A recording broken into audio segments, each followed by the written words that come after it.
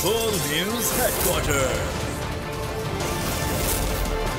Welcome back. खबरों के सिलसिले को आगे बढ़ाते हैं और यहां पर आपको बताएं कि किसानों का अपने मुतालिबात के लिए एहतजाज जारी है। राना सना से मुलाकात के बाद चेयरमैन किसान इत्तेहाद चौधरी खालिद हुसैन बाट वापस लौट आए हैं। डेडलॉक बरकरार है। राना सना ने यकीन दहानी करवाई है कि सुबह आपका मसला हल करेंगे। किसानों का कहना है कि सुबह तक इंतजार करेंगे। इतनी रातें यहां गुजारी हैं, एक और सही। वजीर आजम के कल के शेड्यूल में किसानों की मुलाकात के बारे में आगाह किया जाएगा।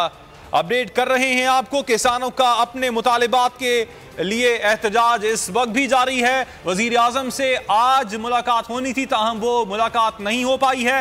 राना सनाउल्लाह वजीर आजम से मुलाकात करके आए और अब यकीन दहानी करवाई गई है कि ये मुलाकात कल होगी। इस हवाले से किसान इत्तेहाद के चेयरमैन का कहना है कि डेडलॉक अभी बरकरार है, ताहम राना सनाउल्लाह ने यकीन दहानी करवाई है कि सुबह आपका मसला हल करेंगे। यह भी कहा कि सुबह तक हम इंतजार करेंगे। इतनी रातें यहां गुजारी हैं, एक और रात सही। वजीर आजम के कल के शेड्यूल में किसानों की मुलाकात के बारे में आगाह किया जाएगा। मजीद तफसीलात मालूम कर लेते हैं बोल न्यूज के नुमाइंदे उमर हयात से। उमर, हम ये विजुअल्स तो देख सकते हैं राना सना और किसान इत्तेहाद के चेयरमैन की मुलाकात के हवाले से। गुफ्तगू क्या हुई इनके बीच?